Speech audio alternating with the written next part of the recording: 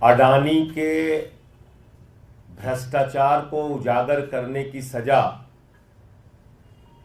मुझे 6 महीने जेल के रूप में मिली। और आपको याद होगा कि देश की संसद में मैंने नारा लगाया था प्रधानमंत्री जी के सामने कि मोदी अडानी भाई भाई देश बेच के खाई मलाई। क्योंकि 18 महीने पहले हिंडनबर्ग की एक रिपोर्ट आई जिससे पूरा देश और पूरी दुनिया अचंभित रह गए। वो रिपोर्ट क्या कह रही थी? वो रिपोर्ट यह कह रही थी कि दुनिया के तमाम घोटालेबाजों को इकट्ठा करके भारत से मनी लॉन्ड्रिंग करके अडानी ने हजारों करोड़ रुपए मॉरिशस में फर्जी कंपनियां बना के चैन चुंग लिंग, नासिर अली, इन लोगों के माध्यम से फर्जी कंपनियां बना के हजारों करोड़ रुपए लगाया। और उन्हीं कंपनियों के जरिए गौतम अडानी का भाई विनोद अडानी भारत में शेयर बाजार को बढ़ाने के लिए, अपने कंपनियों के शेयर को बढ़ाने के लिए, अपने कंपनियों के शेयर को ओवर वैल्यू करने के लिए, यानी वास्तविक वैल्यू शेयर की उतनी नहीं है, उसमें फर्जी कंपनियां बना के विदेशों से पैसा लगाया गया और शेयर का दाम बढ़ाया गया।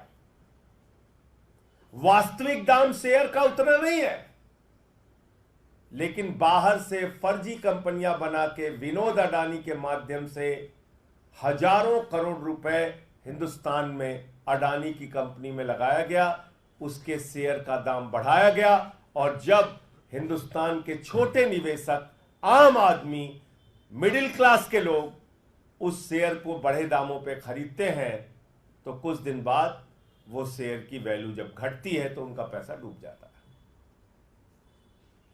और याद रखिएगा, न्यू पेंशन स्कीम,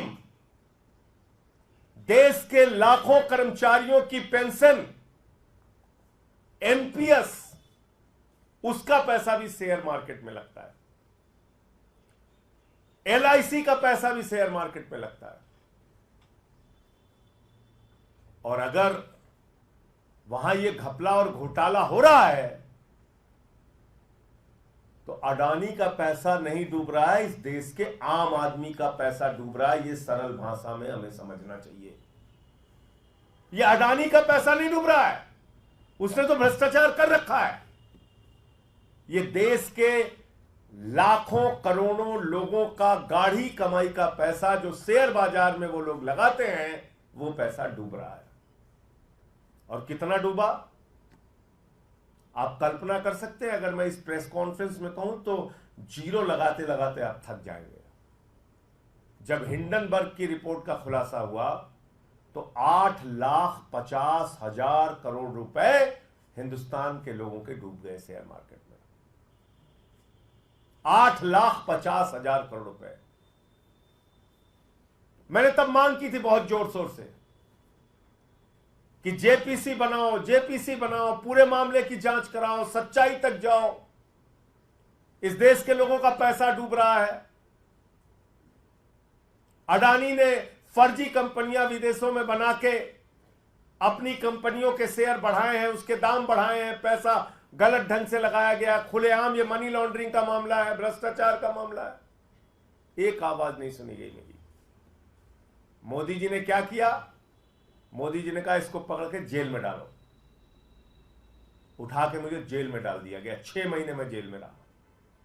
जुर्म यही था, मैं फिर दोहरा रहा हूं, वो नारा संसद में, मोदी अडानी भाई भाई देश बेच के खाई मलाई।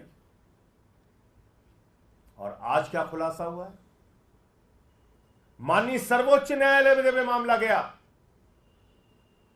माननीय सर्वोच्च न्यायालय ने कहा इस पूरे प्रकरण की जांच सेबी करेगा। सेबी इस पूरे प्रकरण की जांच करेगा। सेबी ने अपनी जांच शुरू की,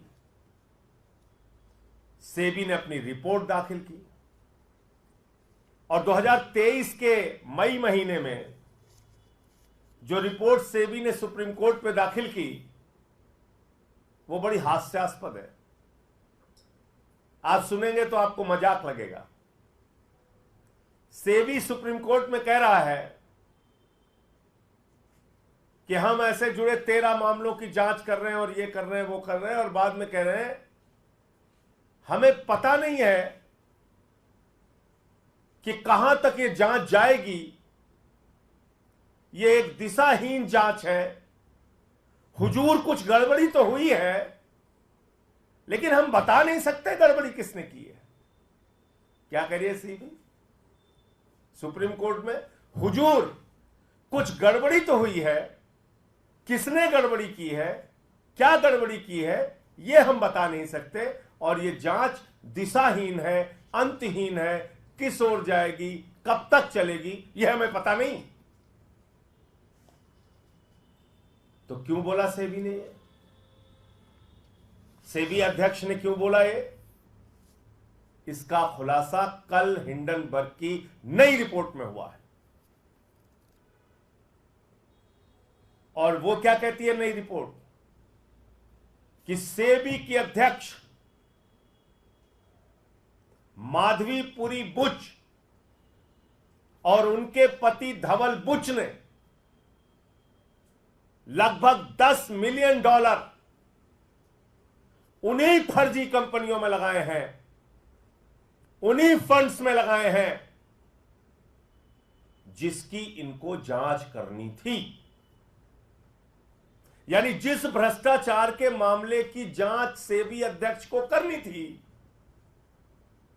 वहीं पर इनका पैसा लगा हुआ है, वहीं पे इनका इन्वेस्टमेंट हुआ है लगभग $10 मिलियन। और ये एक विसिल ब्लोअर के माध्यम से इस बात का खुलासा हुआ।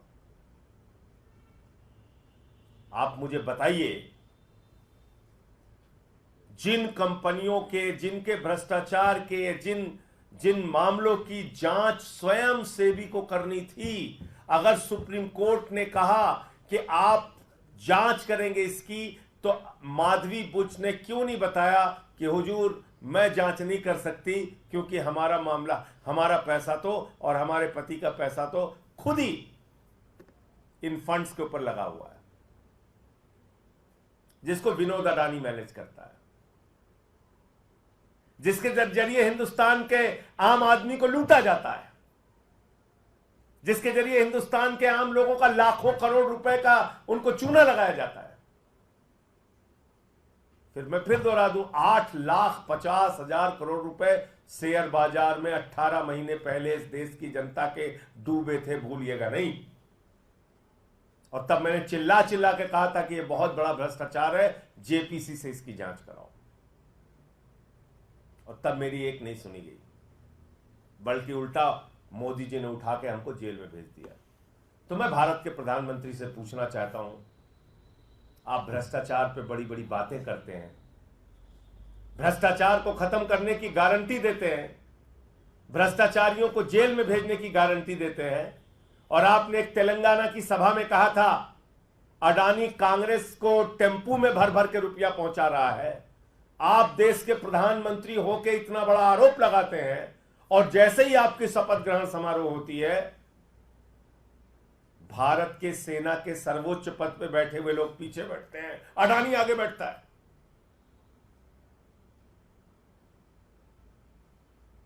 यह आपकी असलियत है प्रधानमंत्री जी। इसलिए अडानी का घोटाला, यह अडानी का घोटाला नहीं है, यह भारत के प्रधानमंत्री नरेंद्र मोदी का घोटाला है, यह भारतीय जनता पार्टी का घोटाला है, जिसने पूरा देश अपने दोस्त के हवाले कर दिया। हिंदुस्तान के एयरपोर्ट की जमीन, हिंदुस्तान के सारे, लगभग सारे एयरपोर्ट एक एक करके अडानी को दिए जा रहे हैं। रेल अडानी को, सेल अडानी को, कोयला की खदान अडानी को, गैस अडानी को, पानी की पानी अडानी को, बिजली अडानी को, सड़क अडानी को,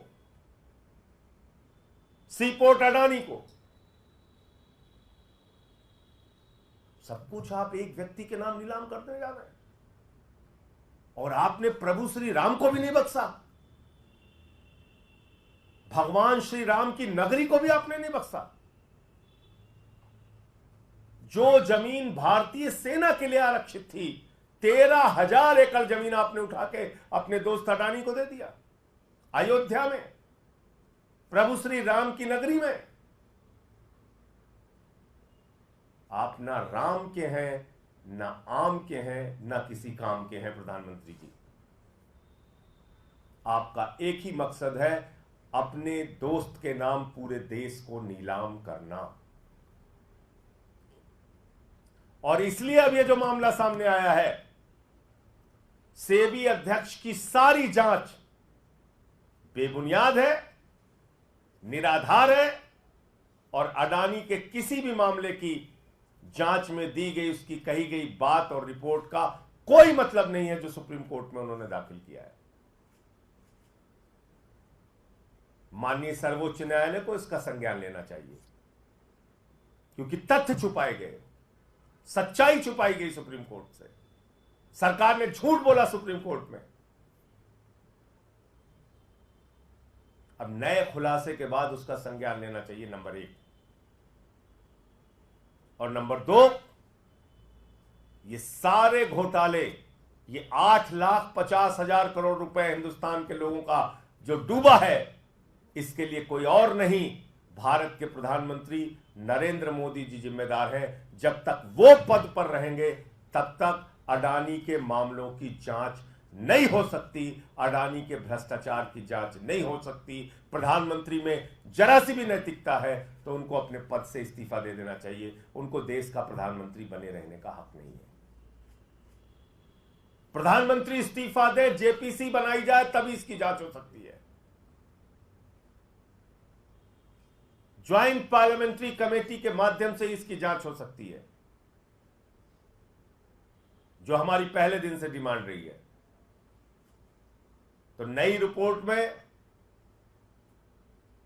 एक पहले तो बात आई थी, इनके एक श्रॉफ करके है, वो समधी है, सेबी के अधिकारी। दूसरा मामला आया, सेबी का अध्यक्ष खुद ही फंड में पैसे लगाए हुए हैं। तो इसलिए मुझे इतनी बात कहनी थी कि ये कतई मत समझिएगा कि अडानी के घोटाले का इस देश के आम आदमी से कोई लेना देना नहीं है। इस देश के लोगों का लाखों करोड़ रुपए डूबा है, और उस भ्रष्टाचार में सीधे तौर पे भारत के प्रधानमंत्री नरेंद्र मोदी और उनका एक दोस्त जिसका नाम है गौतम अडानी, वो शामिल है। मुझे इतनी बात कहनी थी। आपका कोई प्रश्न हो तो आप पूछ सकते हैं। सेबी चीफ ये कह रहे हैं कि जो आरोप मेरे ऊपर लगाए गए हैं, जो रिपोर्ट आया है, उनके कहने से क्या होता है? जो सामने आया है सच, वो तो गौतम अडानी भी कह रहा था हमने कुछ नहीं किया। देश के लोगों का 8.5 लाख करोड़ रुपए डूब गया। मॉरिशस में फर्जी सेल कंपनियां बनाई गई। गौतम अडानी ने अडानी कंपनियों के शेयर वैल्यू बढ़ाने के लिए वो शेयर खरीदे, उसमें पैसे लगाए, ओवर वैल्यू हो गई तो आम जो छोटे इन्वेस्टर हैं उन्होंने उसको खरीदा बड़े दामों पे, उनका पैसा डूबा। जब उसकी मार्केट वैल्यू कम हुई तो ये पूरा मामला है।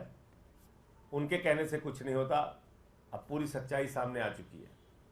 सर, एक और मामला है, उपराज्यपाल के कहने पर 3 सरकारी इंजीनियर को निलंबित कर दिया गया है। मुख्यमंत्री के आवास निर्माण से जुड़े हुए थे, इनकी अहम भूमिका थी इस पूरे मामले में।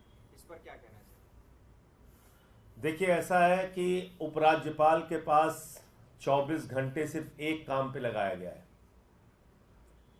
आम आदमी पार्टी के नेताओं को बदनाम करो, आम आदमी पार्टी के खिलाफ कोई न कोई केस बनाओ, झूठी खबरें मीडिया में प्लांट करो, कभी केजरीवाल के स्वास्थ्य से जुड़ी, कभी कुछ, बीमारी का मजाक उड़ाओ। इन्हीं सब कामों में उपराज्यपाल महोदय का समय जा रहा है।